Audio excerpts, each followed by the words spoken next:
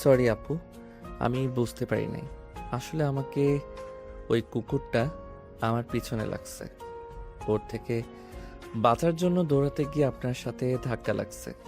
আয়ান কথা শেষ হইতেই কুকুরটা এসে ঘেউ ঘেউ করলে নদী ভয়ে উঠে লাফ দিয়ে আয়ানকে জড়িয়ে ধরে বলতে লাগলো, আমাকে বাঁচা, না হইলে তোর খবর আছে। আয়ান নদীর স্পর্শে দাঁড়িয়ে গেল। আয়ান কুকুরটাকে সরানোর চেষ্টা করতে লাগলো। কুকুরটা আরো বিগড়ে গেলে আয়ান নদীর হাত ধরে দৌড়াতে লাগলো। একটা গুলির ছিপার ভেতরে দুজনে ঢুকে পড়লো। নদী ভয়ে আয়ানের বুকে মুখ লুকালো। আয়ান এদিকে সেদিকে তাকিয়ে দেখতে লাগলো কুকুরটা চলে গেছে নাকি আছে। কুকুরটাকে এদিকে আসতে দেখে আয়ান নদীর হাত ধরে বলে, দৌড় দেন, ওই দিকে আসছে। আয়ান নদীর হাত ধরে দৌড়ে যেতে লাগলো। হঠাৎ করে সামনে যেতে একটা রুম ঢুকে পড়লো। রুমে ঢুকে দরজা লাগিয়ে দিল। নদী বলে ওঠে, ওই ওই দরজা লাগালি কেন? তোর মতলব বেশি ভালো না। রেপ করব। আমার কাছে আসলে আমি খুন করে ফেলবো। কুকুর দেখে যেভাবে ভয়ে আমাকে জড়িয়ে ধরেছিলেন, এতে বোঝা যায় খুন করার মতো সাহস আপনার নাই। আয়ানের কথা শুনে নদী তোতলাতে তোতলাতে বলে, তুই তুই নিজেও তো ভয় পেয়ে আমাকে নিয়ে এখানে আসলি। তো জানেন যে কুকুরের ভয়ে দুইজন এখানে লুকিয়েছি, তারপরও আমাকে বলেন কেন? তোর মতলব ভালো না? বড় বোন হয়ে ছোট ভাইকে যা ইচ্ছা বলতে পারি, এখানে রেগে যাওয়ার কি আছে? আমি আবার কোন কালের ছোট ভাই হইলাম? নদী কিছু বলতে যাবে তখন কয়েকজন মানুষজন দরজা ধাক্কা দিতে লাগলো। আয়ান নদী চমকে গেল। নদী বলে উঠে, কে? নদীর কণ্ঠ শুনে কেউ একজন বলে উঠলো, ওই দরজা খুল, না হলে দরজা ভেঙে ফেললাম। দরজা ভাঙলে তোদের খবর আছে, নোংরামি করার জায়গা পাস না। আয়ান দরজা খুলে দিলে লোকগুলো আয়ানকে মারতে লাগলো। নদী পালাতে যাবে, সাথে কয়েকজন ছেলে চুল ধরে নদীকে থাপ্পড় মারলে আয়ান রেগে লোক তিনটাকে লাথি মেরে ফেলে দিয়ে বলল, আমরা কি করছি সেটা না বলে মেয়ে মানুষের গায়ে হাত তোলার সাহস কোথা থেকে পান? আপনাকে কে অধিকার দিয়েছে মেয়ে মানুষের গায়ে হাত তোলার? আয়ানের কথা শুনে তিনজন উঠে বলে, ওকে ধরেন ভালো করে, এখানেই নোংরামি করে। আবার আমাদের বলে সাহস কি করে হয়, দুজনকে ধরে নিয়ে চলেন।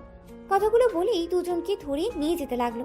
নদী বলতে লাগলো, আমাকে ছেড়ে দেন, আমি কিসের নোংরামি করছি? আমাকে ছেড়ে দেন, আমাকে ট্রেন ধরতে হবে, দয়া করে আমাকে ছেড়ে দেন। নদীর কথা শুনে একজন বলে, দেখেছেন কাহিনী, আমাদের এখানকারও না, আমাদের বস্তিতে নাম খারাপ করতে এসেছে। ওদের ধরে বিয়ে পড়িয়ে দিলে ভালো হবে। এখানে মজা নিতে আসা বের করছি। কি বিয়ে মানে? আমি ওনাকে চিনি না, আর না উনি আমাকে চেনে। আপনারা কি যাতা বলছেন? আমাকে যেতে দেন, আমি ওকে চিনি না, ওই আমাকে চেনে না। দুজনের কথা শুনে একজন থাপ্পড় মেরে বলে, আমাদের বোকা মনে হয়? আর মজা নেওয়ার সময় ভালো লাগে, বিয়ে করতে মন চায় না? বিয়ের কথা বলছি আর তখন একে অপরকে চিনেই না। এই নোংরামি বের করছি, ওয়েট। দুজনকে টেনে নিয়ে যেতে লাগলো। কিছু দূর নিয়ে গেলে আয়ান নদী নিজেদের মুখ ঢেকে রাখার চেষ্টা করতে লাগলো। দুজনকে টেনে কাজী অফিসে নিয়ে চলে গেল। আয়ান নদী দুজন বারবার অনুরোধ করতে লাগলো ছেড়ে দেওয়ার জন্য। সবাই মেরে ধরে জোর করে বিয়ে পড়িয়ে দিল। আর দুজনকে বলল, নেক্সট টাইম যদি তোমাদের এইখানে দেখি কপালে দুঃখ আছে, নোংরামি করতে আছোস তাই না? গলির ভেতর থেকে শুরু করে সোজা আমার ঘরে গিয়ে নোংরামি মন চাইছে গলায় চেপে ধরি, আমার রুমটাই খারাপ করে দিল। কথাগুলো বলেই লোকটা চলে গেল। নদী কান্না করতে বলে উঠে, তোর জন্য এসব হইলো, তুই ইচ্ছে করে এসব করছস, তোরে আমি খুন করে ফেলবো। আয়ানকে নদীর মারতে যাবে, সাথে সাথে আয়ান নদীর হাত ধরে ফেলে, বলে, দেখেন, আমি এখানে কাজের জন্য এসেছিলাম, আমি চাকরি খুঁজতে এসেছি। আমি কিভাবে ইচ্ছে করে এসব করব? আমার ফ্যামিলি জানলে কতটা কষ্ট পাবে আপনি জানেন? চুপ কর, তুই ইচ্ছে করে করছস। তোর সাথে দেখা হওয়ার পর থেকে যত ঝামেলা হচ্ছে, তুই সব নষ্টের মূল। আজব তো, সব দোষ আমার নিজের। মনে হয় নাই আপনাকে বলছিলাম আমাকে জড়িয়ে ধরতে? নিজেই জড়িয়ে ধরে এখন আমার উপরে দোষ চাপাচ্ছেন। দেখেন, এখানে আমারও দোষ নাই, আপনারও নাই। ওঠেন, কাজী অফিসে বসে থাকবেন নাকি? আমি এখন বাসায় যাব। কিভাবে আমার ট্রেনও ছেড়ে দিয়েছে 10 মিনিট আগে। আপনি এখানে কেন এসেছিলেন? এক ফ্রেন্ড দেশের বাইরে গেল, ওর সাথে দেখা করতে এসেছিলাম। বাহিরে চলেন, ওনারা বিয়ে করবে। আয়ান নদী কাজী অফিস থেকে বের হয়ে গেল। নদী বাইরের একটা বেঞ্চিতে বসে কান্না করতে লাগলো। আয়ান বলে ওঠে, কান্না কেন করেন? আপনি আপনার ফ্রেন্ডদের বাসায় যান, সকালে ট্রেনে চলে যাইয়েন। আমার ফ্রেন্ড এখানে হোটেলে উঠেছিল, ওই অলরেডি বের হয়ে গেছে। ও তাহলে আর কি, হোটেলে খুঁজেন, রুম পেলে চলে যান। আপনাকে দেখে তো বড়লোক মনে হচ্ছে, অহংকার তো বড় লোকদের মতো। কি বললি? আমি অহংকারী? কই না তো। মজা করবি না, বিপদের সময় মেজাজটা খারাপ করিস না। এখানে বসে না থেকে চলে যান। কোথায় যাব এই রাতে? হোটেলের রুম পাওয়া যাবে নাকি? খুঁজে দেখলে তো আর সমস্যা নাই, তাই না? যান, উঠেন, সময় নষ্ট না করে যান। তুই কোথায় থাকবি? আমি ছেলে মানুষ, যেখানে ইচ্ছে থাকতে পারবো। আপনি যান। আমার ব্যাগটা মনে হয় ওই রুমে আছে। ব্যাগটা তো দেখছি না। চলেন, ব্যাগ নিয়ে আসি। নদী আয়ানের সাথে যেতে লাগলো। ওই গলি দিয়ে ঢুকে লোকটার রুমের সামনে গিয়ে নক করলে লোকটা দরজা খুলে বলে, ওই কিরে, তোরা দুজন এখানে কেন? ব্যাগটা? আয়ান রুমের ভিতরে ঢুকে ব্যাগটা নিয়ে নিল। ব্যাগ নিয়ে নদীকে বলে, চেক করেন সব ঠিক আছে নাকি। নদী ব্যাগ চেক করে দেখে ওর টাকা নেই। নদী বলে ওঠে, সব ঠিক আছে, বাট টাকাগুলো নাই। নদীর কথা শুনে লোকটা দুজনকে ধাক্কা দিয়ে বের করে দিয়ে বলে, তোদের টাকা কোথায় ফেলছিস সেখানে গিয়ে খোঁজে, এখান থেকে যা। কথাটা বলেই দরজা লাগিয়ে দিল। আয়ান দরজা ধাক্কা মারতে যাবে, নদী বলে উঠে, থাক, বাদ দাও, এখানে ঝামেলা করলে আমাদের বিপদ, যেহেতু আমরা এখানে নতুন। ওই টাকা নিয়েছে। আমি জানি, বাট ঝামেলার দরকার নেই, কার্ড দিয়ে টাকা বের করতে হবে। নদী আয়ানকে টেনে নিয়ে গেল। আয়ান নদীকে নিয়ে সোজা কার্ড থেকে টাকা তুলতে নিয়ে গেল। আয়ান বাইরে দাঁড়িয়ে থাকলো। নদী টাকা বের করে বাইরে আসলে আয়ান বলে, আপনি তাহলে চলে যান, হোটেল খুঁজতে আমি চলে গেলাম। কোথায় থাকবে তুমি? স্টেশন যাব, ওইখানে আমার জন্য বেস্ট হবে। তুমি তো হোটেলে উঠতে পারো। গরিব ঘরের সন্তান আমি, হোটেলে থাকার মতো টাকা আমার নাই। আপনি যান, আমি আসছি। আয়ান চলে যেতে নিলে নদী পেছন থেকে ডাক দিয়ে বলল, তুমি চাইলে আমার সাথে যেতে পারো, 2টা রুম নিব। স্টেশনে থাকা ঠিক হবে না। বলার জন্য ধন্যবাদ, বাট আমি যেতে পারবো না। তুমি চাইলে আসতে পারো, আর এখন তো তুমি আমার হাজবেন্ড হয়ে গেছো। তুমি না মানলেও তুমি আমার হাজবেন্ড, আর মানলেও এটা অস্বীকার করা যাবে না। তাই তুমি আসতে পারো, সকাল হইলে যার যার পথ ধরলে হবে। না, আমার জন্য টাকা নষ্ট করতে হবে না, আমি স্টেশন থাকতে পারবো, আর এইটা আমার অভ্যাস আছে, আগেও থেকেছি, তাই চিন্তা করবেন না। আপনি চলেন, যান। আয়ান হাঁটতে লাগলো। নদী আয়ানের পেছন পেছন যেতে লাগলো। আয়ানের ফোন বেজে উঠলে আয়ান ফোন রিসিভ করে কথা বলতে লাগলো। আয়ান বেশ কিছু দূর গিয়ে পেছনে তাকাতেই দেখে নদী। আয়ান নদীকে দেখে বলে, কি ব্যাপার, আপনি এখানে? আমার ক্ষুধা লাগছে, চলো রেস্তোরাঁয় যাই, দুজন খেয়ে আসি, বিল আমি দিব, চলো। দেখো, একা একটা মেয়েকে রেখে চলে যাওয়ার কিন্তু ঠিক না। হোটেলে যদি রুম না পায় তখন আমি একা কোথায় যাব? আপনি আমার সাথে এত ভালো ব্যবহার কেন করছেন? আপনিও জানেন আমাদের বিয়েটা দুর্ঘটনায় হয়ে গেছে, এখানে আমরা কেউ মানি না, সো সেখানে আপনি এত ভালো ব্যবহার করেন না তো। আমি মেয়ে মানুষ, একা থাকা সম্ভব না। এখানে তেমন কিছু চিনি না, এখানে বখাটে ছেলেরা ধরলে আমি কি করব? রাতটা একটু আমার সাথে থাকলে কি তোমার অনেক বড় ক্ষতি হয়ে যাবে? আমাকে ভয় লাগছে না নাকি? আমি যদি আপনার সাথে উল্টাপাল্টা কিছু করি তখন কি করবেন? তুমি তো হাজব্যান্ড হও, আর আমার মনে হয় না তুমি ওইরকম কিছু করবে। ধুর, বারবার হাজব্যান্ড বলবেন না তো। ওকে, সরি, বাট চলো যাই। আরে মনে করো আমি ট্রিট দিচ্ছি। রেস্তোরাঁ যেতে পারবো না, পাশে ওইদিকে অনেক ভাতের হোটেল আছে, যদি খেতে পারেন তাহলে আমার সাথে আসেন। ওকে। নদী আয়ানের সাথে যেতে লাগলো। আয়ান খুঁজতে খুঁজতে একটা হোটেলের ভিতরে চলে গেল। আয়ান নদীকে বুঝতে গিয়ে নিচে সামনে বসলো। ওয়েটার আসলে আয়ান বলে, কি কি পাওয়া যাবে? আয়ানের কথা শুনে বলে ওঠে, খিচুড়ি, মাংস, রুটি, ভাত, ডিম ভুনা, ছোট মাছ, বড় মাছ, যেই দেখান। আয়ান নদীর দিকে তাকিয়ে বলে, কি খাবেন বলেন? সব দিন 2 প্লেট করে। কি বলেন, এত খারাপ কে খাবে? তুমি খাবা? আমিও খাই না। আমাকে খিচুড়ি আর ডিম ভুনা নিয়ে এসে দেন। আর আপনি কি কি খাবেন সেটা বলে দেন। আমাকেও তাহলে খিচুড়ি ডিম ভুনা দেন। সাথে মাংস নিয়ে আসেন।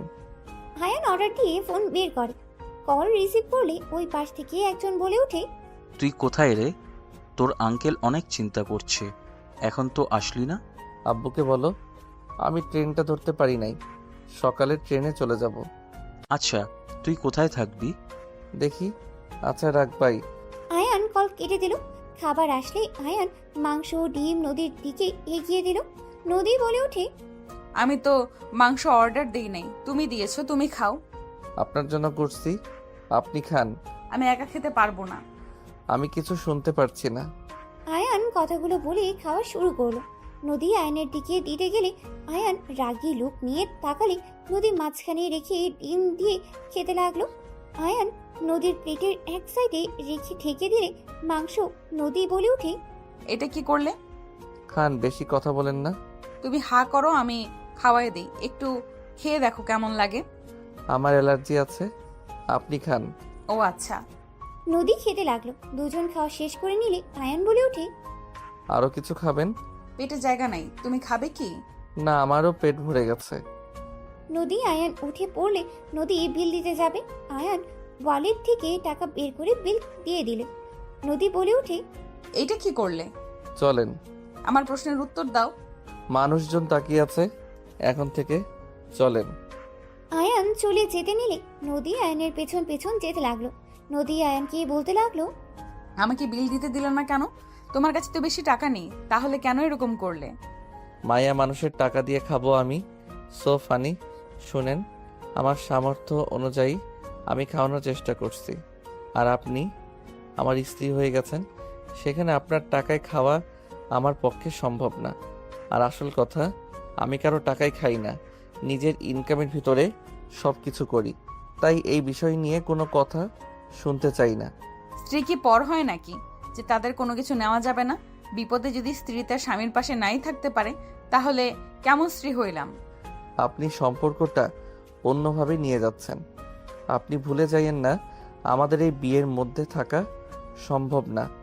আজকে রাত পর্যন্ত আপনার সাথে থাকা, সকাল হইলে দুইজন আলাদা পথ। আচ্ছা, শুনে দেখি কম টাকায় কোনো রুম ভাড়া পাওয়া যায় নাকি? আয়ান কম ভাড়ায় হোটেল খুঁজতে লাগলো। কোনো জায়গায় খালি রুম পাইলই না। নদী বলে ওঠে, আমি যেখানে নিয়ে যাই সেখানে যাবে, বেশি কথা বলবে না। আপনি একা থাকেন গা, যান। চলো তো। নদী আয়নের হাত ধরে টেনে দামি হোটেলের সামনে চলে গেল। ভিতরে গিয়ে রুম একটা পেয়ে যায়। আয়ান বলে ওঠে, তাহলে তো হয়ে গেল, আপনি যান, আমি চলে যাই। কথা কম বলো, চলো। নদী আয়নের হাত ধরে চাবি নিয়ে যেতে লাগলো। আয়ান নদীর হাতের দিকে তাকিয়ে থেকে যেতে লাগলো। রুমে চলে গেলে নদী বলে ওঠে, থাকো, আমি ফ্রেশ হয়ে আসি।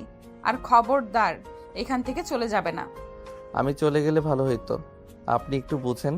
রিল্যাক্স, আবার কোনোদিন দেখা হইলে ভাড়া অর্ধেক অর্ধেক দিও, তাহলেই হয়ে যাবে। নদীর কথা শুনে আয়ান বলে ওঠে। ওকে। নদী ওয়াশরুমে চলে গেল। নদী ফ্রেশ হয়ে আসলে আয়ান চলে গেল। আয়ান ফ্রেশ হয়ে সোফায় বসে পড়ল। নদী বলে ওঠে, ওকে শুয়ে পড়ো, আমার অনেকটা টায়ার্ড লাগছে। ওকে, শুয়ে পড়েন। আয়ান সোফায় শুয়ে পড়লে নদী বলে ওঠে, তুমি চাইলে খাটে শুয়ে পড়তে পারো, মাঝখানে পার্টিশন দিয়ে রাখতে পারো। না, আমার হাত পা তুলে দেওয়ার অভ্যাস।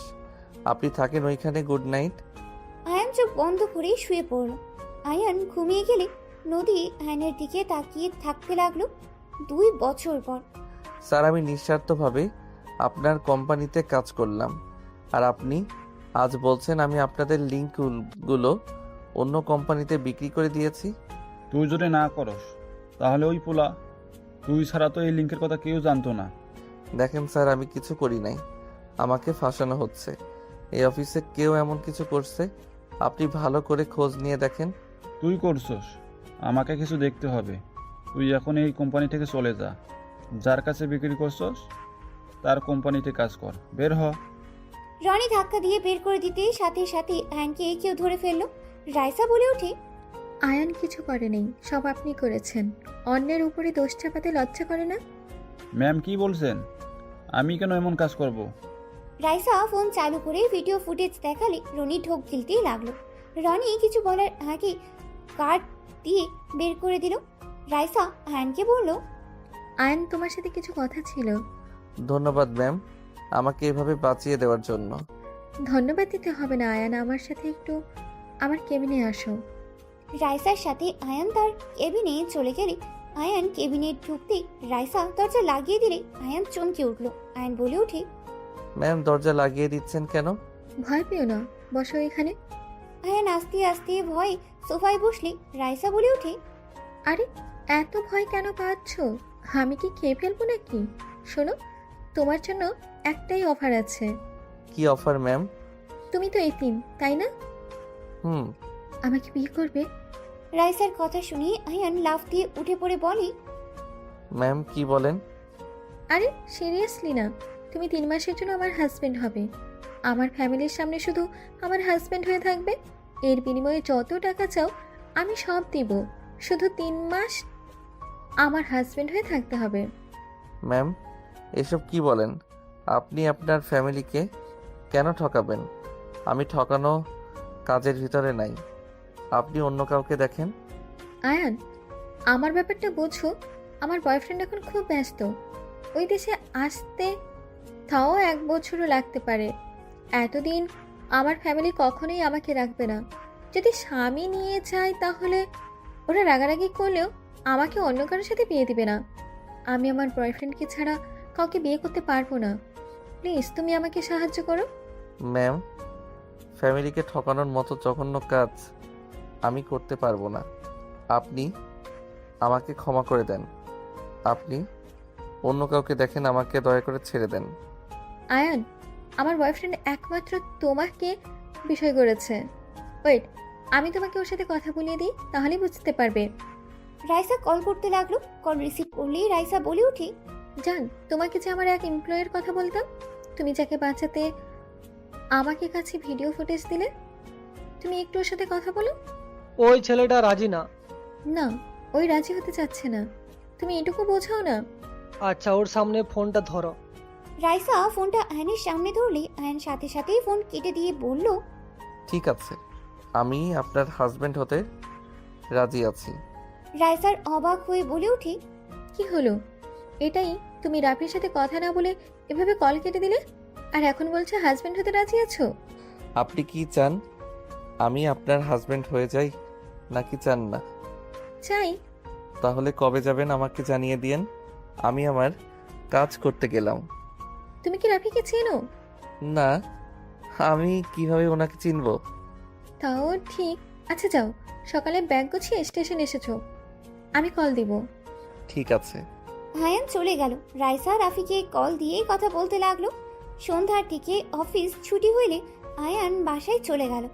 আয়ান বাসায় গিয়ে রান্না করতে লাগলো আর রাকিব সাথে কথা বলতে লাগলো। কথা শেষ হইলে আয়ান রান্না শেষ করে ফ্রেশ হতে চলে গেল। ফ্রেশ হয়ে কিছুক্ষণ ফেসবুকিং করে রাত হইলে খেতে চলে গেল।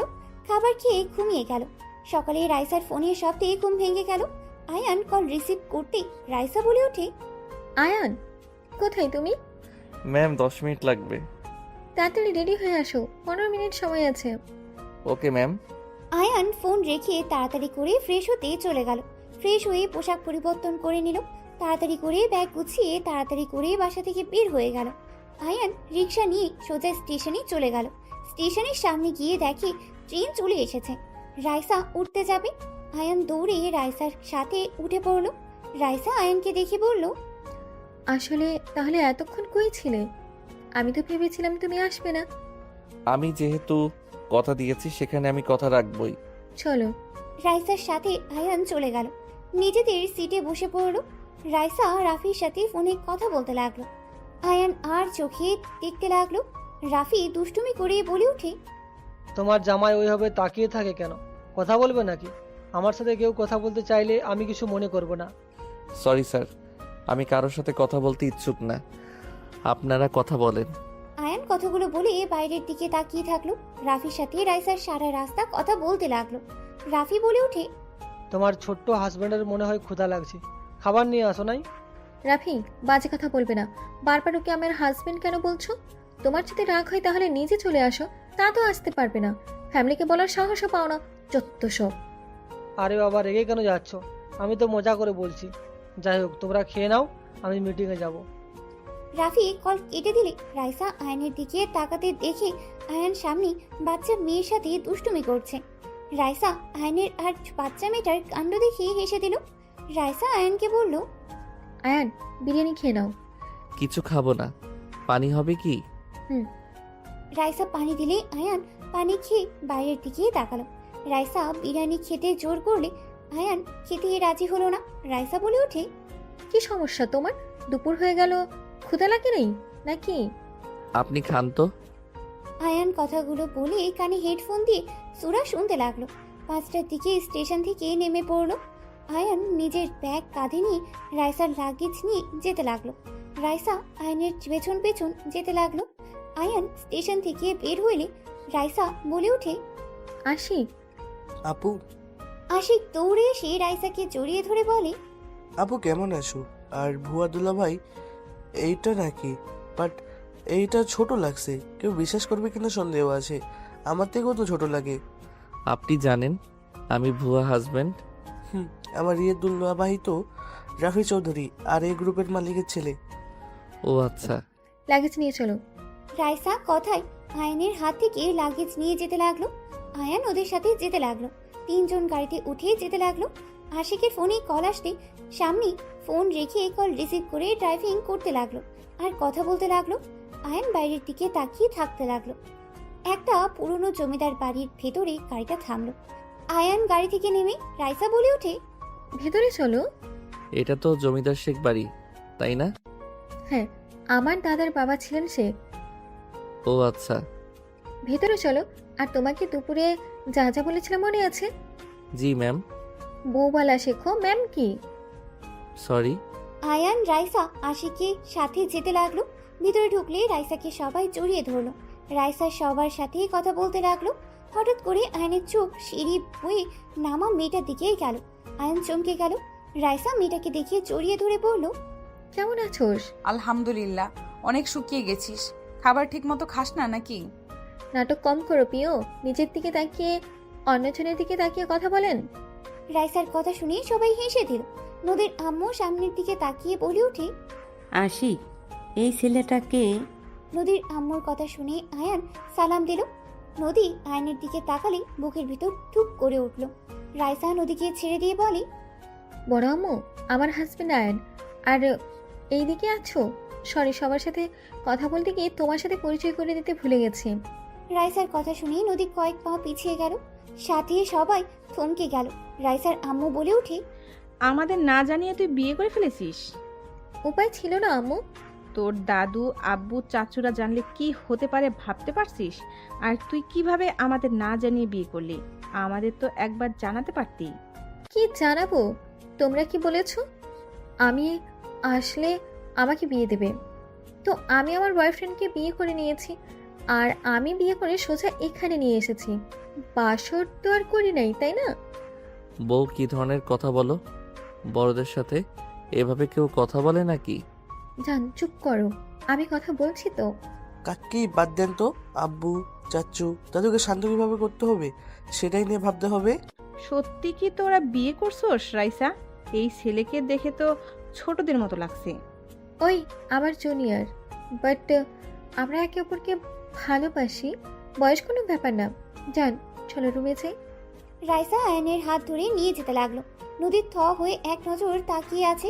আয়ান নদীর দিকে তাকিয়ে ভাবতে লাগলো, শেষমেশ কিনা নিজের শ্বশুর বাড়িতে চলে আসলাম। আল্লাহ জানে উনি মনে মনে কি ভাবছে। আবার যদি রেগে আমার নামে মামলা দেয়, কারণ আমি তো তাকে ডিভোর্স নেই নাই। কি যে করব আল্লাহ ভালো জানে। আয়ানকে নিয়ে সোজা রাইসা রুমে চলে গেল। আয়ান হাত সরিয়ে দিয়ে বলে, আপনি বড়দের সাথে এমন ব্যবহার করেন কিভাবে? আর বাসর কথা বলতে লজ্জা লাগে না? এই, তোমার সাথে কি সত্যি বাসর করবো নাকি? চুপ থাকো। আমার ফ্যামিলির ব্যাপার আমি বুঝে নিব। যাও, ফ্রেশ হয়ে নাও। রাইসা আয়ানকে ওয়াশরুম দেখিয়ে দিলে আয়ান ব্যাগ থেকে শার্ট প্যান্ট বের করে ওয়াশরুমে চলে গেল। গোসল করে পোশাক চেঞ্জ করে বের হইল।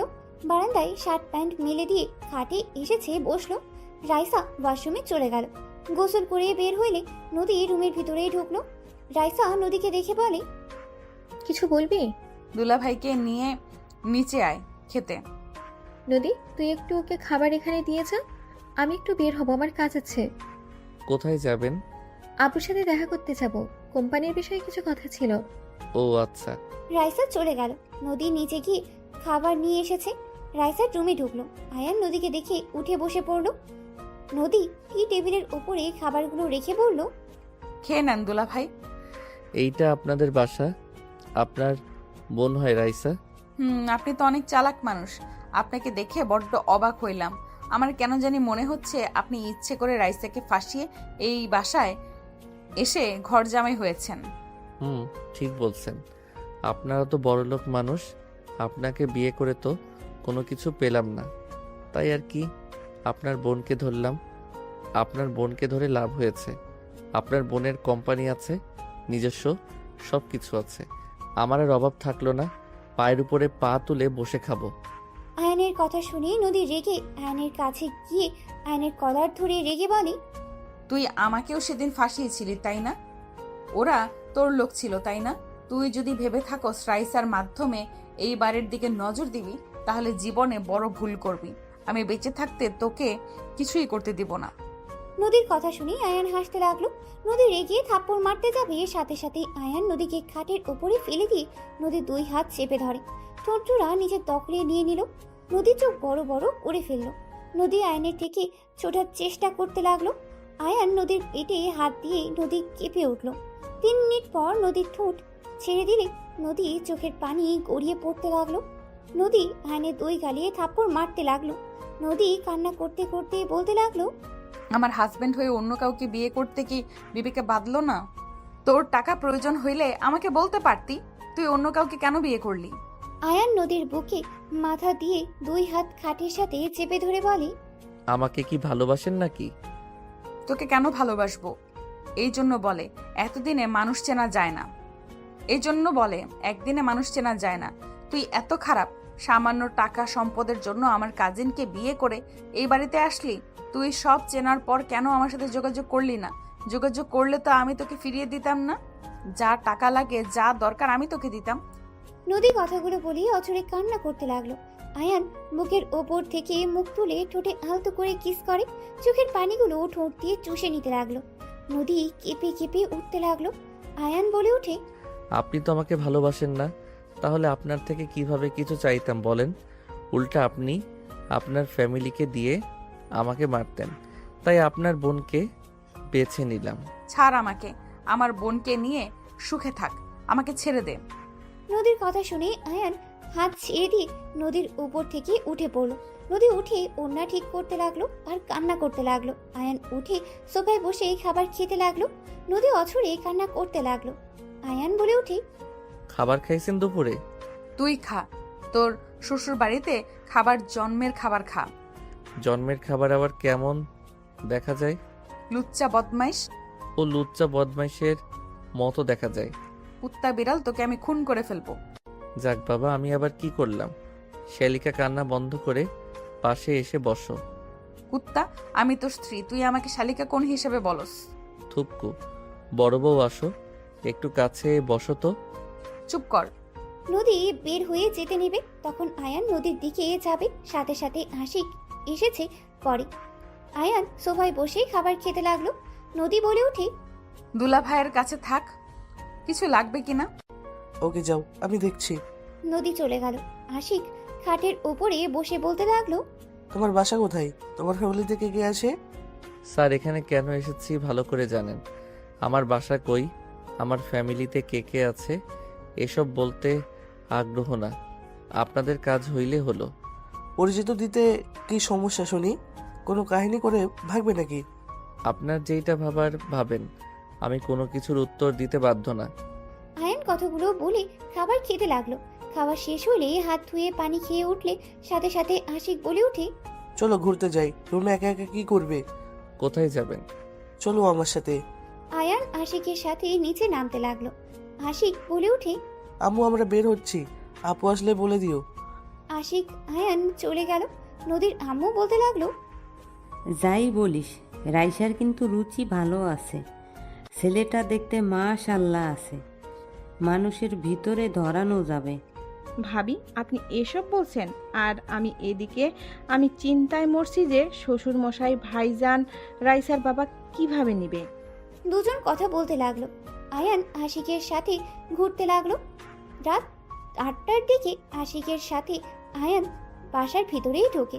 দেখে নদীর আব্বু রাইসাকে থাপ্পড় মেরে বলছে, তোমাকে আমরা এই শিক্ষা দিয়েছি, যাকে তাকে ধরে নিয়ে এসে বলবে বিয়ে করে এসেছি, ও আমার হাজব্যান্ড, মেনে নেন। তুমি এখন তোমার হাজব্যান্ডকে নিয়ে এখান থেকে বের হয়ে যাবে। আব্বু অলরেডি সবাই জেনে গেছে এই ছেলেটা আপুর হাজবেন্ড। এখন যদি কেউ জানে যে বের করে দিয়েছেন, মান সম্মান থাকবে তো? এইটুকু ছেলেকে বিয়ে করছে, আমি কি আর বলবো? আমার বলার মতো ভাষা নাই। দাদু, ওর বয়স কম হইতে পারে, ও অনেক ভালো একটা ছেলে। আপনার ওর সাথে মিশলে বুঝতে পারবেন।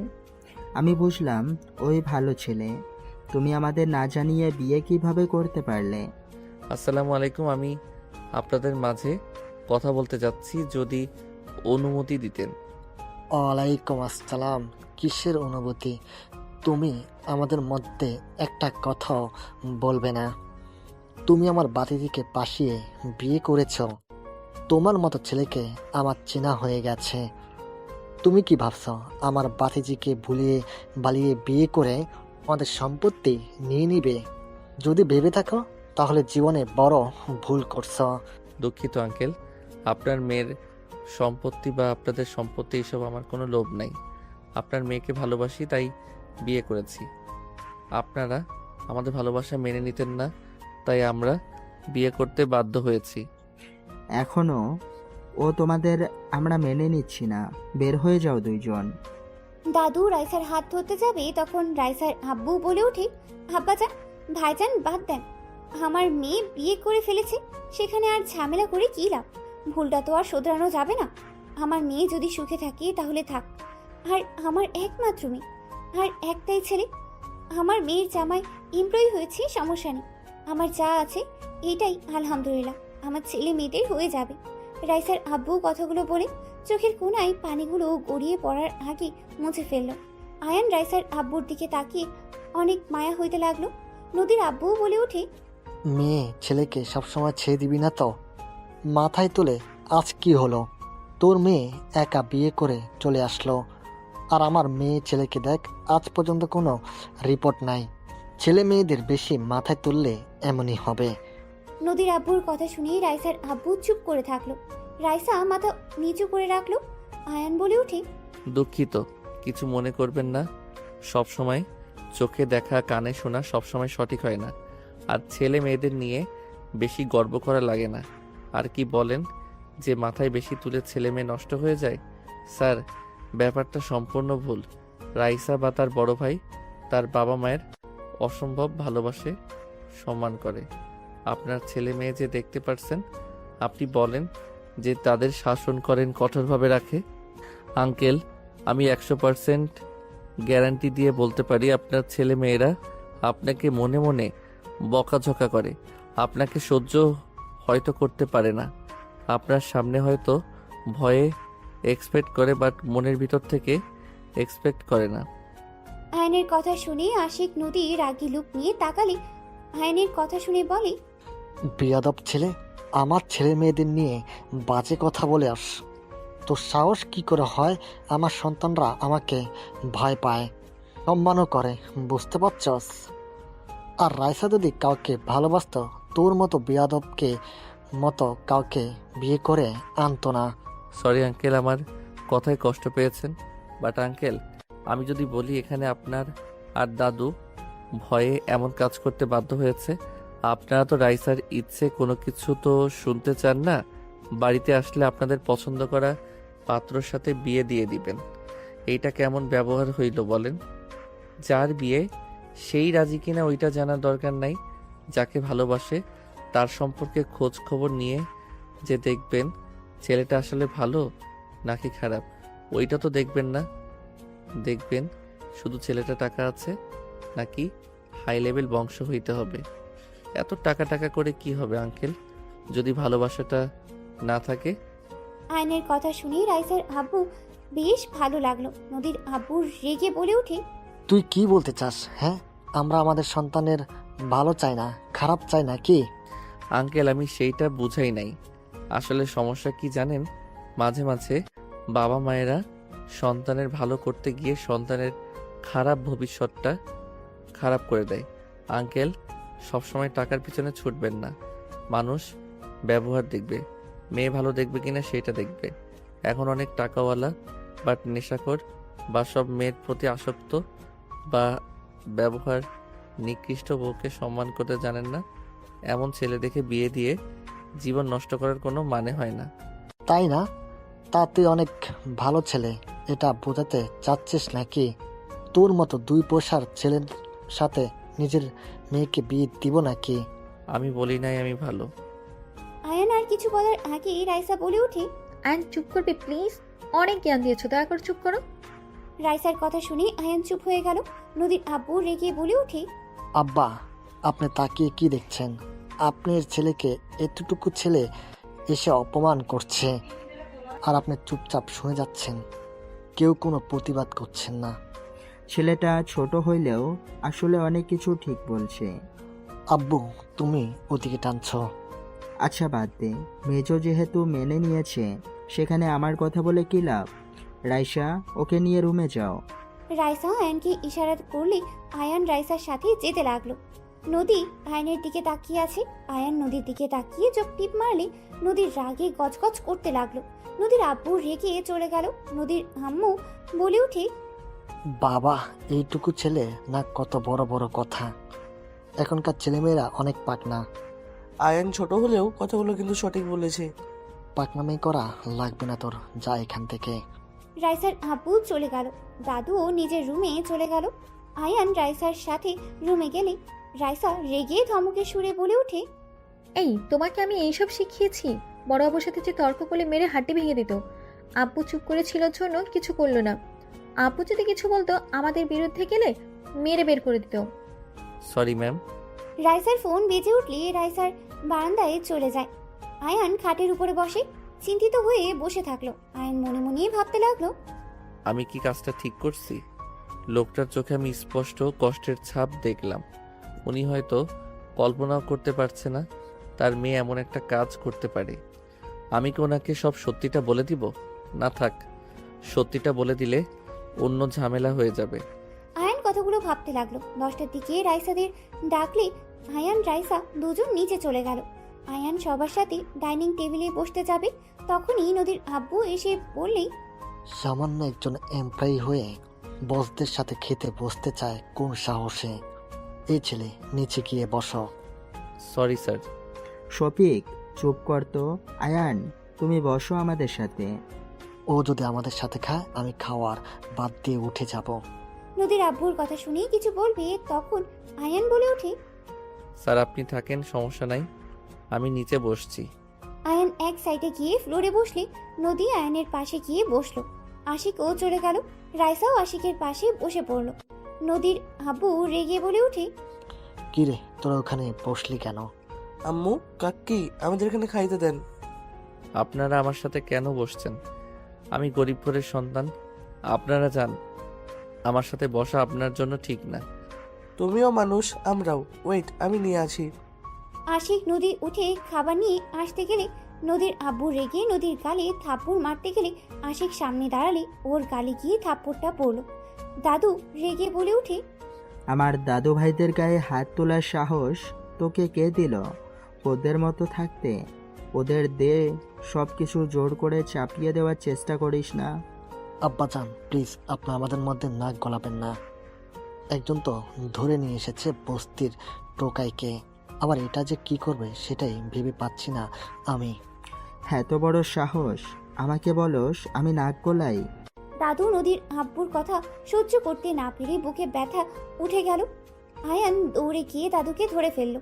নদী দাদুকে ধরে বলতে লাগলো, দাদু কি হলো? আপনার অনেক ব্যথা করছে, আপনি শান্ত হন। আব্বু, আপনি এটা কি করলেন? আপনি জানেন দাদুকে রাগানো যাবে না, তারপরও আপনি সেই কাজটাই করলেন। নদীর আব্বু থমকে গেল। তাড়াতাড়ি করে দাদুকে ধরতেই রাইসার আব্বু হাত সরিয়ে দিলে আয়ান দাদুকে কোলে তুলে নিয়ে বলি, ওনাকে হসপিটালে নিয়ে যেতে হবে, এভাবে এখানে রাখা যাবে না। আশিক আয়ানের সাথে ধরে নিয়ে যেতে লাগলো। আয়ান আশিকের পেছন পেছন সবাই যেতে লাগলো। নদীর আব্বু চোখ দিয়ে পানি পড়তে লাগলো। আয়ান গাড়িতে তুলে দিল। নদী রাইসা ওর দাদুকে ধরে কান্না করতে লাগলো। আয়ান ড্রাইভারের কাছ থেকে চাবি নিয়ে ড্রাইভিং করতে লাগলো। আশিক আয়ানকে রাস্তা চিনিয়ে দিতে লাগলো। আয়ান হসপিটালের সামনে গিয়ে থামিয়ে তাড়াতাড়ি করে আশিকের সাহায্য নিয়ে দাদুকে নিয়ে হসপিটালে চলে গেল। নার্স এসেছে, দাদুকে নিয়ে চলে গেল। নদী রাইসা কান্না করতে লাগলো। আয়ান নদী রাইসাকে বসিয়ে দিয়ে বলতে লাগলো, দুইজন কান্না থামান, কিছু হবে না। আল্লাহর কাছে দোয়া করেন। আর এইভাবে কেউ কান্না করে নাকি? কান্না থামান তো। দাদুর কিছু হয়ে গেলে আমি কার সাথে আবদার করব? কে আমাকে বুঝবে, ভালোবাসবে? আমার কিছু হলে কে আগে এসেছে পাশে দাঁড়াবে? ওনার কিছু হবে না, আল্লাহর কাছে দোয়া করলে তো পারেন। অ্যান্ড তুমি চুপ করবে? আমাদের কষ্ট তুমি কি বুঝবে? তুমি তো এতিমখানায় বড় হয়েছো। তোমার ফ্যামিলি থাকলে আমাদের ভেতরে কারো কিছু হলে বুঝতে। রাইসার কথা শুনে আয়ানের বুকের ভেতরে ঢুক করে উঠল। আয়ান চুপ হয়ে গেল। আয়ান উঠে দাঁড়িয়ে দাদুর কেবিনের দিকে তাকিয়ে থাকলো। আশিক ডাক্তার ডেকে নিয়ে আসলেই ডাক্তার চলে গেল দাদুকে দেখতে। সবাই হসপিটালে চলে আসলো। কয়েক ঘন্টা পর ডাক্তার বের হইলে সবাই ডাক্তারের কাছে এগিয়ে গেল। ডাক্তার বলে ওঠে, রোগীর আপাতত ঠিক আছে। আপনাদের তো বলে দেওয়া হয়েছিল রোগীকে হার্ট না করা। ওনাকে কোনো চিন্তা ভাবনা রাগানো যাবে না, ওনার খেয়াল রাখতে হবে। পরের বার এই অবস্থা হইলেই বাঁচানো সম্ভব হবে না। ডাক্তার আর কিছু কথা বলেই চলে গেল। নার্স মেডিসিন লিস্ট দিলে আয়ান বলে ওঠে, আমার কাছে দিন, আমি নিয়ে আসছি। আয়ান লিস্ট নিয়ে চলে গেল। ফার্মেসিতে গিয়ে মেডিসিনগুলো কিনে হসপিটালে চলে আসলো। আয়ান মেডিসিনগুলো দিলে নার্স হাতে দাদুর কাছে চলে গেল। 5 দিন পর দাদুকে হসপিটাল থেকে বাসায় নিয়ে আসা হয়েছে। দাদু খাটে শুয়ে থেকে কিছু ভাবছে। আয়ান বলে উঠল, দাদু আসবো। দাদু ইশারা করলেই আয়ান ভিতরে গিয়ে দাদুর পাশে চেয়ার টেনে বসে পড়ল। কি ব্যাপার দাদু, দাদিমাকে মিস করেন নাকি? তুমি কিভাবে বুঝলে? ওই তো আপনার বুকের ভিতর থেকে শব্দ হচ্ছে, উনি বলল, সেটা শুনে বললাম। আয়ানের কথা শুনে দাদু হেসে দিয়ে বলে, তোমাকে প্রথম দেখে ভেবেছিলাম তুমি অনেক গম্ভীর টাইপের। এই 5 দিনে যা বুঝলাম। কি বুঝলেন? ফাজিল নাকি? অনেক মজার একটা ছেলে তুমি। তুমি 5 দিনে সবার সাথে কত সুন্দর মিশে গেছো। আপনারা ভালো বলে মিশতে পারছি, চাচা শ্বশুর তো এখনো সহ্য করতে পারছে না। ওর কথা বাদ দাও। ওই ছোট থেকে খিটখিটে মেজাজের বড় সন্তান তো মায়ের আদরের বাদর হয়ে গেছে। ওনার আম্মু ওনাকে অনেক ভালোবাসতো, তাই না? হ্যাঁ, ওর আম্মু ওদের অনেক ভালোবাসতো। আমি বাবা হয়ে ওদের কখনোই সময় দিতে পারি নাই, ওদের মনে জায়গা নিতে পারি নাই। ওদের মা যখন আমাদের ছেড়ে চলে গেল তখন থেকে ওরা আমাকে অপছন্দ করা শুরু করে দেয়। ওরা বুঝতে না দিলেও আমি ঠিকই বুঝতে পারি। দাদিমা কি হয়েছিল? আমার ছোট সন্তানের সাথে এই বাড়ি থেকে বের হয়ে গেছিল। সেই যে চলে গেছে, আর কোনোদিন তার দেখা পাই নাই। অনেক খোঁজ নিয়েছি, কিন্তু কোথায় থাকে এটাও বের করতে পারি নাই। 20 বছর আগে একবার পত্রিকার কাগজে তাকে দেখেছিলাম। বিজনেসম্যান নাম্বার 1 হিসাবে পরিচয় পেয়েছে। দাদিমা এখন কোথায় জানেন না? আর আপনি তার ঠিকানা পান নাই? পেয়েছিলাম, কিন্তু তার সাথে দেখা করতে পারি নাই। সেই সুযোগটা পাওয়ার আগেই জেলখানায় জায়গা হয়ে যায়। মানে কি বলেন? জেলখানায় মানে? আমার 3 বছরের জেল হয়েছিল। পরিচিত একজন মিথ্যা মামলায় ফাঁসিয়ে দিয়েছিল। জেল থেকে বের হয়ে সোজা দেশে চলে আসি। সবাই ভেবেছিল আমি মারা গেছি। ও আচ্ছা। একটাই কথা বলবো। জি বলেন। তোমার মাঝে আমি আমার ছোট ছেলের অনেক মিল পাই। তোমার হাসি, তোমার চলাফেরা আমার ছেলের মতো। আমার ছেলে তোমার মতো করে হাসতো। ওই খুব বুদ্ধিমান ছিল। তোমাকে দেখলে আমার ছেলের কথা মনে পড়ে যায়। আপনার ছেলের নাম কি, আর তার কি কোনো ছবি আছে? আমার ছেলের নাম? দাদু পুরো কথা শেষ করবে তখনই আয়ানের ফোন বেজে উঠলে আয়ান দাদুকে বলে, দাদু থাকেন, একটা মিটিং আছে, বউকে জানাতে হবে। আয়ান কথাগুলো বলে রুম থেকে বের হয়ে ফোনে কথা বলতে বলতে যেতে নিলে হঠাৎ করে কেউ পেছন থেকে টান দিয়ে রুমের ভেতরে নিয়ে গেল। আয়ান কল কেটে দিয়ে পিছনে ঘুরে তাকাতে সাথে সাথে নদী আয়ানের ঠোঁট জোড়া নিজের দখলে নিয়ে নিল। আয়ান নদীর কোমর ধরে সূর্যরা ওপরে অত্যাচার করতে লাগলো। 3 মিনিট পর ছেড়ে দিলে নদী বলে উঠে, তোর বউকে তুই টাচ করস নাই, আমি জানি তোদের বাসরাজ হবে। তার আগেই আমি তোর ঠোঁটগুলো ইউজ করলাম। শুধু ঠোঁট, অন্য কিছু ইউজ করবেন না? কি বলতে চাস? কিছু না। ও হ্যাঁ, বউয়ের কাছে যেতে হবে। যা, তোর বউ তোর জন্য অপেক্ষা করছে। করবেই তো, আমার বউ আমার জন্য অপেক্ষা করবে না তো কার জন্য করবে?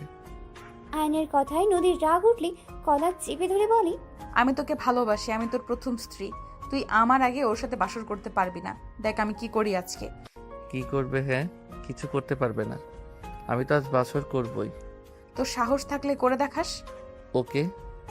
আয়ান কথাগুলো বলেই রুম থেকে বের হয়ে সোজা রাইসার রুমে চলে গেল। রাইসা আয়ানকে দেখে বলল, কোথায় ছিলে আয়ান? ম্যাম, সজীব স্যারকে কল দিয়ে কথা বলেন। বললাম মিটিং সকালে বলে দিয়েছে, রাতের ভেতরে ফাইলগুলো রেডি করতে হবে। আর কয়েকটা তো ফাইল, কাজ শেষ করা যাবে। আচ্ছা আমি বাইরে যাব।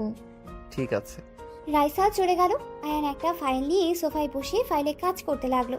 নদী রুমে এসেছে, আয়ানের পাশে বসলো। আয়ানের হাঁটুতে হাত দিয়ে ঠোঁট কামড়াতে লাগলো। আয়ান বারবার হাত সরিয়ে দিয়ে কাজ করতে লাগলো। নদী আয়ানের ফাইল নিতে যাবে, সাথে সাথে আয়ান নদীকে ধরে কোলে বসিয়ে দিয়ে ফাইল হাত থেকে কেড়ে নিয়ে টি টেবিলের উপরে রেখে দেখতে লাগলো। নদী ডিস্টার্ব করতে নিলে আয়ান টান দিয়ে ওর দিকে ঘুরিয়ে এক হাত দিয়ে চেপে ধরে কানে হালকা করে কামড় দিয়ে ধরে থাকলো।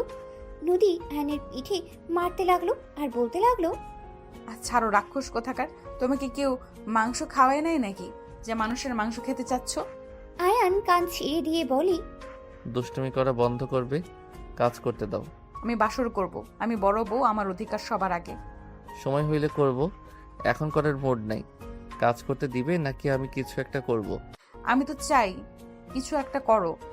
কামড় দিয়ে গাল লাল করে দিব, পরে আর কাউকে দেখাতে পারবে না। তাই চুপচাপ বসে থাকো, কাজ করতে দাও। আমার কান্না আসছে, আমি কান্না করি, তুমি কাজ করো। নদীর কথা শুনে আয়ান রূপ উচকিয়ে তাকিয়ে বলে, কান্না কেন করবে? কি হয়েছে? আয়ান, আমি সত্যি তোমাকে অনেক ভালোবেসে ফেলেছি। আমি তোমার আশেপাশে অন্য নারীকে সহ্য করতে পারছি না। কেন বুঝতে পারছো না? আমাদের বিয়েটা যেমনই হোক, আমরা তো স্বামী স্ত্রী। আয়ান, এই বিয়েটা কেন করলে তুমি? নদী কথাগুলো বলে কান্না করতে লাগলো। আয়ান নদীকে কোল থেকে নামিয়ে দিলে নদী বাচ্চাদের মতো আয়ানের শার্টের সাথে নাকের পানি মুছতে লাগলো আর কান্না করতে লাগলো।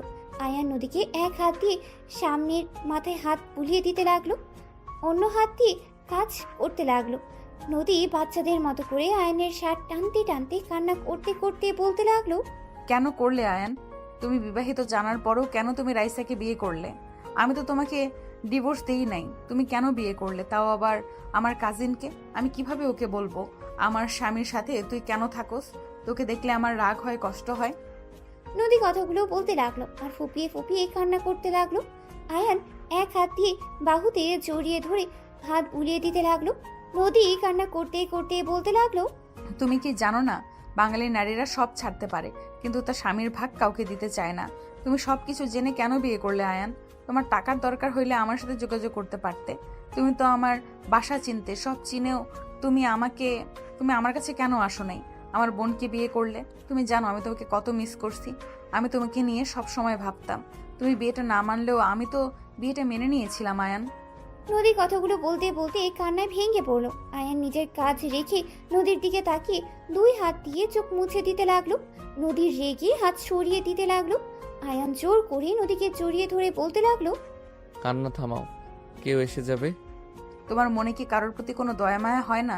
তোমার মন এতটা পাষাণ কেন? আমি এমনই, আমার কারোর প্রতি মায়া হয় না। আমার প্রতি একটু মায়া জন্মালে কি ক্ষতি হবে? হ্যাঁ, কান্না থামাও, কথায় কথায় কান্না করবে না তো। এটার খুব বিরক্ত লাগে। কেউ মনে হয় আসছে, চোখ মুছো। আয়ান নদীকে ছেড়ে দিয়ে কাজ করতে লাগলো। নদী তাড়াতাড়ি করে চোখ মুছে ফেললো। নিজেকে স্বাভাবিক করতে গিয়ে আবার কান্না করলে কারোর কণ্ঠের শব্দ শুনে সাথে সাথে নিজেকে সামলিয়ে নেয়। আশিক এসেছে, বলে ওঠে, আয়ান, আমার গার্লফ্রেন্ড ওর ফ্যামিলি দেশে এসে গেছে, রাফি ভাইও এসেছে, এখন কি হবে? আশিক কথাগুলো বলে সামনে তাকাতেই দেখে নদী বসে আছে। নদী আশিকের কথা শুনে বলে, গার্লফ্রেন্ড আছে তোর? আপু তুই এখানে কি করো? দুলা ভাইয়ের সাথে গল্প করি। তোর গার্লফ্রেন্ড আছে? আব্বু কাউকে বলো না, আব্বু শুনলে রেগে যাবে। বলবো না, বাট আমার কথা শুনে চললে। ঠিক আছে, সব শুনবো। আপু তুমি একটু যাও তো, আমি আয়নের সাথে কথা বলবো। ওই দুলাভাই হয়, তুই নাম ধরে ডাকছিস কেন? অভদ্র কোথাকার। আমি অনুমতি দিয়েছি, তাই বলছে আপনি জানতো। কিসের অনুমতি? হ্যাঁ, ওকে দুলাভাই বলে ডাকবি, একদম নাম ধরে ডাকবি না। ঠিক আছে তুমি যাও। নদী চলে গেলে আশিক আয়নের কাছে এসে বলে, আপু তো বাইরে গেছে, এখন কি হবে? ভাইয়া যদি তার বাবা মাকে নিয়ে চলে আসে, হুট করে যদি সবাই জেনে যায় যে এতদিন মিথ্যা কথা বলেছে রাইসা আপু তুমি তার হাজবেন্ড না, ভাবতে পারছো কি হবে? আমার আব্বু আরো রেগে যাবে। আপনার রিয়েল দুলাভাইকে কল করে সোজা বলেন এই বাসায় আসা লাগবে না। ভালোভাবে বুঝিয়ে বলেন, আমরা আগে সবাইকে বুঝিয়ে নেই তারপর। তাই বলতে হবে। উনি ওনার দাদুর বাড়িতে যাবে, ওইখান থেকে সোজা আমাদের বাসায় আসবে হয়তো। দাদার বাড়ি? হ্যাঁ। ও আচ্ছা। আপু কখন আসবে? কিছু বলে গেছে কি? কল দেন। কল কেটে দেয়, মনে হয় ব্যস্ত আছে। ও আচ্ছা যান, চিন্তা করেন না, কিছু হবে না, সব ঠিকঠাক হয়ে যাবে। আশিক চলে গেল। আয়ান মনে মনে কিছুক্ষণ ভেবে কাজ করতে লাগলো। রাত 10টায় রাইসা রুমে আসলে আয়ানকে বলল, আয়ান, আজকে থেকে কিছু শুনেছো? হ্যাঁ, আপনার বয়ফ্রেন্ড এখানে আসবে ফ্যামিলি নিয়ে। 3 দিন সময় আছে। ওই এখনো বলেনি, বাট ওরা ঘুরতে দেশে এসেছে। 3 দিনের ভিতরে রাফি ওর ফ্যামিলিকে জানিয়ে দিয়ে চলে আসবে। এখন আমাদের কাজ হলো যে কোনোভাবে হোক সবাইকে বুঝিয়ে বলতে হবে আমরা কেন এমন করেছি। আচ্ছা, 3 দিন সময় আছে, এর ভিতরে সব ঠিক করে নেওয়া যাবে। আর আপনি তো বলেছিলেন কাজের চাপে দেশে আসতে পারছেন না, তাহলে হঠাৎ করে দেশে কেন আসলো? আমি জানি না, শুধু বলো দেশে আসবে, 3 দিন পর আমাদের এখানে আসবে। আমার মাথায় কিছু কাজ করছে না, ওর মাথায় যে কি ঢুকে আছে কে জানে। ও আচ্ছা।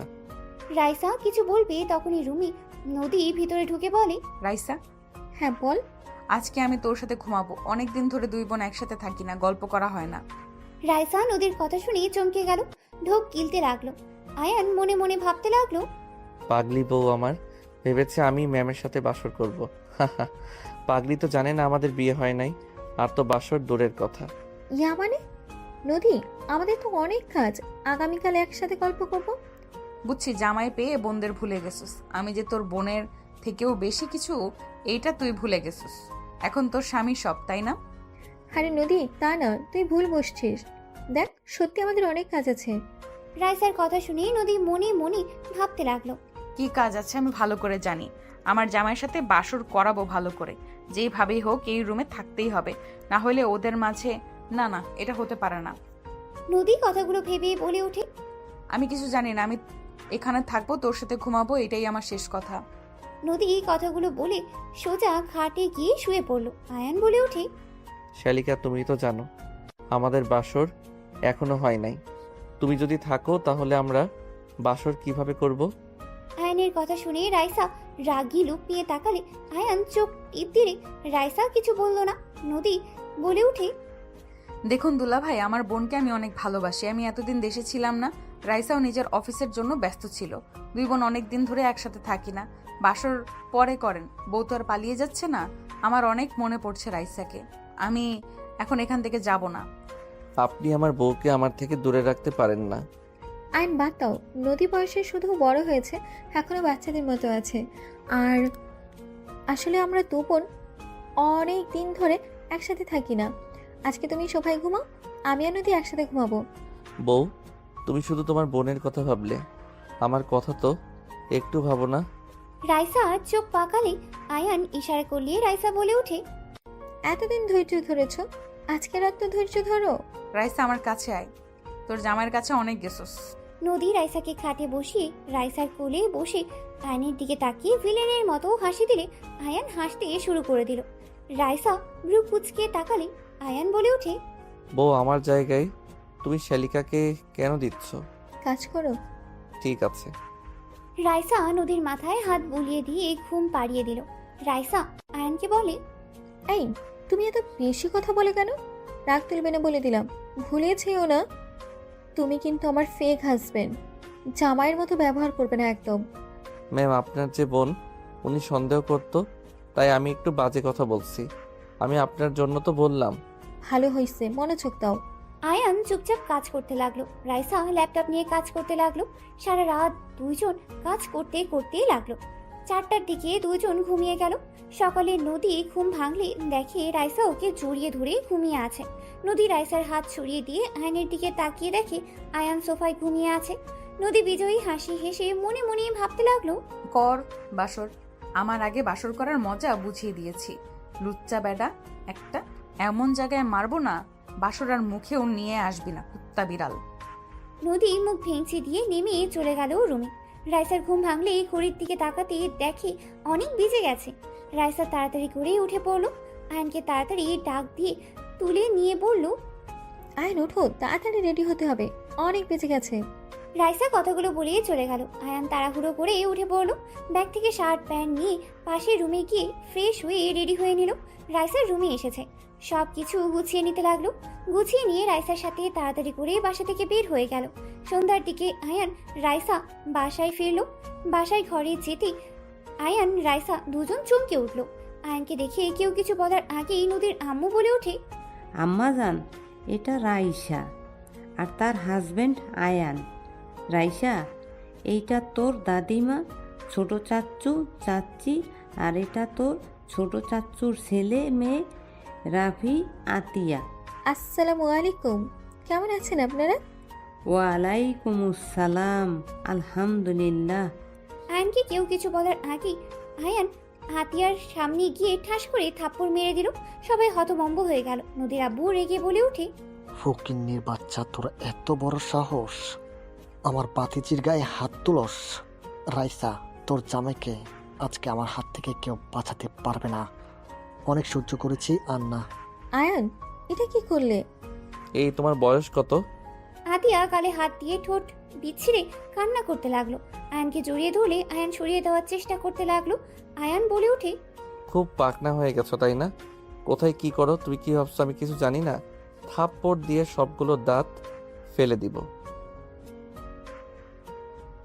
কি করছো তুমি জানো না নাকি? আমি যদি মুখ খুলি তো তোমাকে মেরে কেটে নদীতে ভাসিয়ে দিব। ছাড়ো। নদীর আব্বু রেগে আয়নের কলার ধরে টান দিয়ে ঠাস করে থাপ্পড় মারলো। দাদিমা বলে ওঠে, শফিক, ছাড়ো ওকে। আম্মাজান, আপনি জানেন না এই ফকিন্নির বাচ্চা রাইসাকে ফাঁসিয়ে বিয়ে করেছে।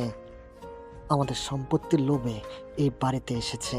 শফিক, ছাড়তে বলেছি, ছাড়ো। কে কি সেটাই না জেনে হাত তুলবে না। তোমাদের সম্পত্তির লোভ ওর নাই, বুঝতে পারছো? ওর যা আছে তোমাদের তাও নেই। ছেড়ে ওকে। দাদিমার কথা শুনিয়ে সবাই অবাক হয়ে গেল। আয়ান নদীর আব্বুর হাত সরিয়ে দিয়ে বলল, আপনাদের সব ভাইদের মধ্যে শুধু অহংকার, শুধুমাত্র একমাত্র আমার শ্বশুর ভালো মনের মানুষ। আয়ান কথাগুলো বলে চলে গেল। রাইসা বলে ওঠে, আয়নের হয়ে আমি সবার কাছে ক্ষমা চাচ্ছি। হাজব্যান্ডের সাথে অনেক সুখে আছেন দেখছি। অবশ্যই, কেন থাকবো না। রাইসা কথাগুলো বলেই চলে গেল। আয়ান ফ্রেশ হয়ে খাটে বসলে রাইসা রেগে বলে, তুমি আমার কাজিনের গায়ে হাত তোলার সাহস কি করে পেলে? নোংরামি করার একটা লিমিট আছে। আশিক ভাইয়ার গার্লফ্রেন্ড ওই মেয়েটা, অসভ্য একটা মেয়ে। ওরা তো বিয়ে করবে, তাতে তোমার কি সমস্যা? দেখো, তুমি নিজে লিমিটের ভিতরে থাকো। উনি আপনার কাজিন হয়, আগে তো বলেন নাই। কি বলবো, আমি নিজেই তো জানতাম না। জানলে কি এত কিছু করতে হইতো? সবাই জানিয়ে দিতাম। ও আচ্ছা, যাই হোক, আমরা যে প্রজেক্টটা পেলাম এতে অনেক ভালো লাগছে। আপনার অনেক দিনের স্বপ্ন পূর্ণ হয়েছে। এখন শুধু কাজ করতে হবে। ঢাকা চলে যেতে হবে যত তাড়াতাড়ি। আপনার ফ্যামিলিগত সমস্যার সমাধান করতে হবে। রাইসা আলমারি থেকে পোশাক নিয়ে ওয়াশরুমে চলে গেল। গোসল করে ছাদে চলে গেল। আয়নও ছাদে চলে গেল। বাতাসে রাইসার চোখে কিছু পড়লে রাইসা বলে ওঠে, আয়ান, একটু দেখবে কি? গলা অনেক জ্বালা করছে। আয়ান রাইসার চোখে ফু দিতে লাগলো। হঠাৎ করে ছাদে সবাই চলে আসলে সবাই হালকা করে কাশি দিলে আয়ান পিছনে ঘুরে দেখে নদী, রাফি, আতিয়া, আশিক আর কিছু কাজিনরা দাঁড়িয়ে আছে।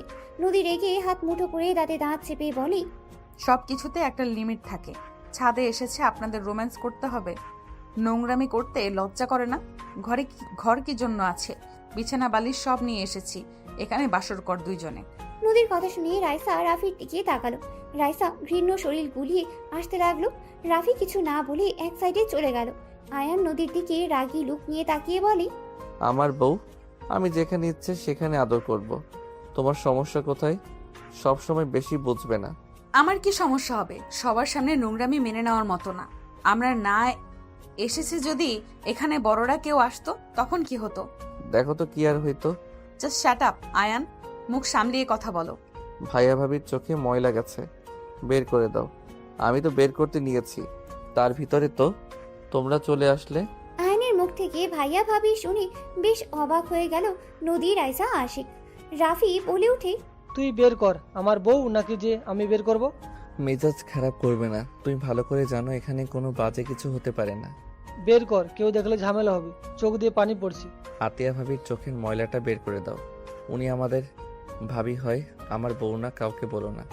বড় ভাইয়া রাইসা আপুকে ভালোবাসে, ওনারা রিলেশনে আছে। আর তুমি আশিকের সাথে যা শুরু করছো, মেজাজ খারাপ করো না। কথা বলা যদি বেশি দেখি, থাপ্পড় মেরে গাল ফাটিয়ে দিব।